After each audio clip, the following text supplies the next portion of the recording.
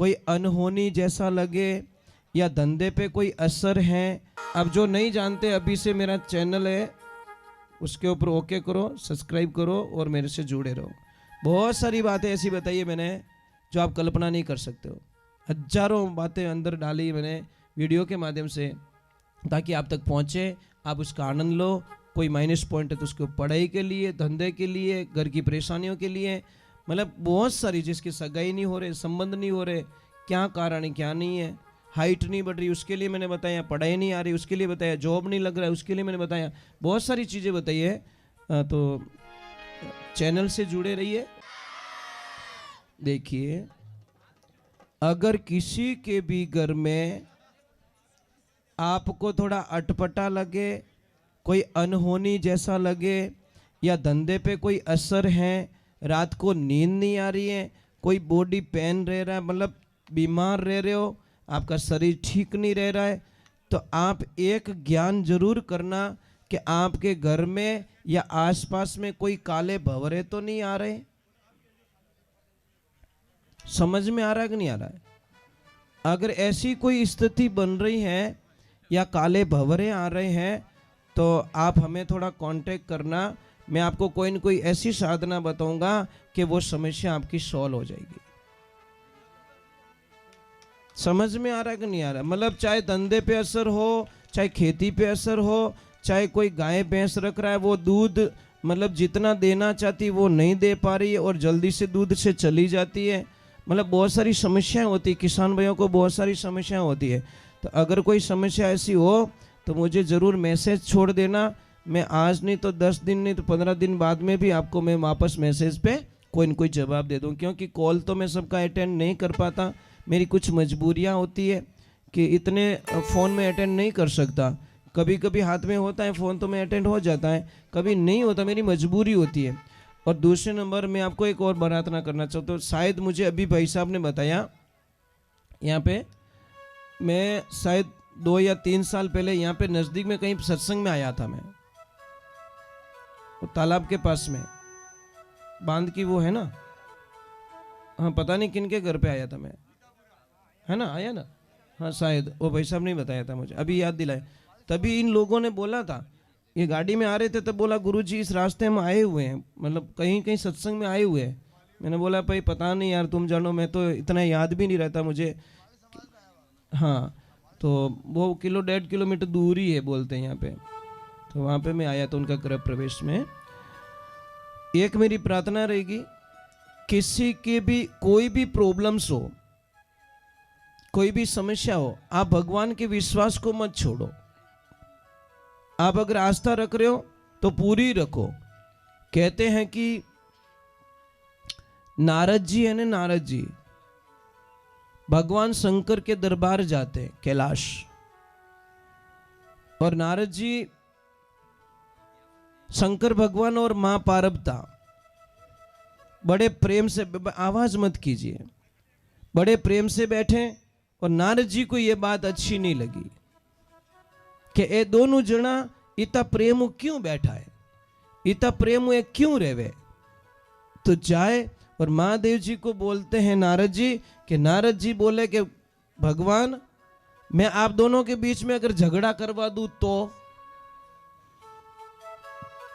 भगवान भोलेनाथ बोले इस जन्म में तो हो नहीं सकता, हम दोनों कभी झगड़ भी नहीं सकते। नारद जी ने बोला कोई बात नहीं, मौका आने दो, ये मेरी गारंटी, दोनों के बीच में झगड़ा करवा दूंगा। और नारद जी का काम क्या है, वो एक गाय नहीं दूते तब तक बैठते नहीं है। उनको श्राप लगा हुआ है राजा दक्ष का, एक गाय को दूध निकालते हैं तब तक ही वो बैठ सकते हैं, फिर उनको भागना पड़ता है। इसलिए वो एनी टाइम चलते रहो नारायण नारायण। और भगवान शिव को अगर खुश करना है ना, भगवान शिव की कृपा पानी है तो राम नाम का सुमिरन करो, क्योंकि भगवान शिव खुद कह रहे हैं कि मैं राम नाम का सुमिरन करता हूं। अगर राम जी की कृपा पानी है तो भगवान भोलेनाथ का सुमिरन करो। ये एक दोनों के पूरक है, बहुत अच्छी साधना है। भगवान शिव को अगर खुश करना है तो आप करो राम नाम का जप, राम नाम का जप करोगे तो भगवान शिव खुश होंगे। और शिव को खुश करना है और राम को खुश करना है तो शिव का नाम लो।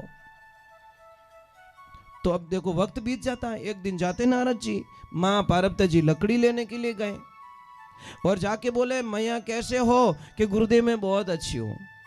अरे अच्छे तो हो, पर महादेव जी कुछ मन की बातें बताते कि नहीं बताते? कि नहीं नहीं सारी बातें मुझे बता देते हैं। पक्की बात है कि हाँ। तो एक बात कभी बताई आपसे कि क्या, कि उनके गले में जो माला है मुंड माला, वो किसके मुंडे है? बताए कभी? महापार्वती बोले ये तो नहीं बताए। तो પછી क्या वो मन री बात मने कहवे? आपसे तो छुपा के रखते हैं। अरे झूठ बोलते, वो नहीं बताते किसी को। देखो लुगाई यार, एक बार चुंबड़ को छेड़ने वालो चीज है यार, इन्हें अंधविश्वास पैदा हो जावे। ये कारण है। इनको खाली झूठ मूठ ही कुछ बोल दो, इनको सच में लगता है नहीं नहीं सच में मेरे पति गड़बड़ करते हैं। इनको लगता है, ये पूरी छानबीन नहीं करती, इनडायरेक्टली गुस्सा। महापार्वती जी ने बोला कि आने दो, आज तो डोकरा की खैर नहीं है। अब बैठ गई रूठ होके। महादेव जी बोले कुछ गड़बड़ हुई क्या? मेरे से भूल हुई क्या? बोले ही नहीं पार्वती जी। तो महाराज एकदम शंका हुई और उन्होंने इतना बोला कि कोई नारद जी यहाँ पे आए थे क्या? कि हाँ। तो क्या कि इनकी घोटालो कर दियो। पक्की बात है, नारद जी की इनकी मामलो गड़बड़ कर दियो। तो अरे बोल दो, नारद जी ने क्या बोला? कि मने एक ज कियो कि आ माला कीनी पहरियोड़ी है, गला रे माने जी इतना मुंडा लटकायोड़ा है, माथा इतना लटकायोड़ा है, ये माला किसकी है ये तो बताई नहीं आपने। मेरे सामने झूठ बोलते हो कि देवी आपने पूछा नहीं, मैंने बताया नहीं, अभी आपने पूछा मैं बता लेता हूँ। ये सारे मुंड माला है ना, ये आपके सिर है। आप जितनी बार मरे उतनी बार मैंने आपका मुंड को मेरे गले में लटका दिया। माँ पार्वती हंसने लगी, देखो मूर्ख मत बनाओ, सिर्फ मैं ही मरी था, मरिया ही को नहीं कदी नहीं, आपका विनाश हुआ ही नहीं, सिर्फ मैं ही मरी। मैं इतनी भोली नहीं हूं। अरे मेरी भोली तो नहीं है, पर मैंने अमर कथा सुन के रखी है, इसलिए मैं कभी मरता नहीं हूं। और तूने कभी अमर कथा सुनी नहीं, इसलिए तू मर जाती है। तो बोले वो कथा मुझे सुनाओ, मैं मरना नहीं चाहती। तो मैंने बहुत बार सुनाने की कोशिश की, पर आपने सुनी नहीं। हे देवियों, अमर कथा होती है भगवान की कथा, रसपान करता भागवत होती है, अमर कथा होती है, उसको सुनो, ध्यान से सुनो। तो कई बार क्या करते हैं हम, छोटी छोटी बातों पे गलती कर देते हैं, बहुत बड़ी भूल कर देते हैं। आप इतने बच्चे बैठे हैं, आप अपने बच्चों को पूजा पाठ सिखाते हो, गायत्री मंत्र सिखाते हो, उनको ऐसा नियम सिखाते हो कि बेटा सुबह क्या करना चाहिए? जय श्री कृष्ण बोलना चाहिए, राधे राधे बोल, अनो तो हाय हेलो। और बड़ी मेहरबानी हुई मोबाइल की, इतनी कृपा हुई है कि तुम्हारे बच्चे तुमसे दूर चले जाएंगे। मोबाइल के अलावा उनको कुछ नहीं चाहिए। अबे माँ बाप इतना खरा लागे टाबरों ने, जिन्हें आप कल्पना नहीं कर सको। मोबाइल नहीं दियो रहे ना तो साहब वो टाबर कांटा कहीं डिसीजन लेवे। इस मोबाइल ने हमारी जिंदगी को खराब करके रख ली महाराज। और मोबाइल जब तक हमारी जिंदगी में रहेगा, हमारी जिंदगी की बर्बादी दुनिया में कोई ताकत नहीं रोक सकती।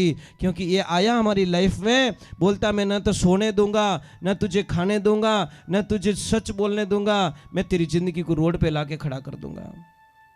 और कर दिया मोबाइल ने। बस एक ही बस किन्हों मैसेज नहीं आयो रे तो रोटियां नहीं भावे कि नहीं, तो क्या आज तो मैसेज आई ही को नहीं भाव, मोबाइल ने चाट ले घणो ही आई आनंद। ये तो हमारा राम ने याद कर लो यार, ये तो हमारा भगवान ने याद कर लो, वो तो मिस उन्हें कर दो। लेकिन फिर आई मिस यू तो भगवान ने कह दो ना आई मिस यू। हे परमात्मा मैं तेरे बिना नहीं रह सकता, इन डब्बा बिना रह जाऊं पर मैं तेरे बिना नहीं रह सकता। तब जाके भगवान बोले अब तू मेरा हो गया और मैं तेरा हो गया, तब जाके आनंद आएगा महाराज। मोबाइल में रिचार्ज खत्म हो गया रहने, रात नींद ही नहीं, बेटा मैसेज करके रिचार्ज कर अबे रोबे मारे अर्जेंट है। ओ मन डिचार्ज होवे तो इस मन को चार्ज करना है तो सत्संग में ले जाओ, हरि कथा सुनाओ, भगवान के भजन सुनाओ, तब जाके मन चार्ज होगा और भगवान रो बैलेंस आई महाराज। थोड़ा तो राम जी रो नाम रो बैलेंस डालो कानों में, सुबह सुबह राम जी रो भजन लगाए तो टाबरों ने हुआ भी को नहीं कि प्लीज। और आजकल बच्चियों ने मम्मी को आम बढ़ाई दे कहें कि please mom not disturb me. अब मम्मी क्या कोटा कहीं लफड़ो ठाई नहीं पड़े। बेटा एक ध्यान रखना, जो पापा मम्मी का कहना नहीं मानते उन बच्चों की बर्बादी दुनिया में कोई मिटा नहीं सकता, वो बच्चे बर्बाद हो जाएंगे। जो बच्चों अपने माँ बाप ने सतावे वो बच्चों किन्नू ही नहीं हो सके महाराज, एक ध्यान रखना।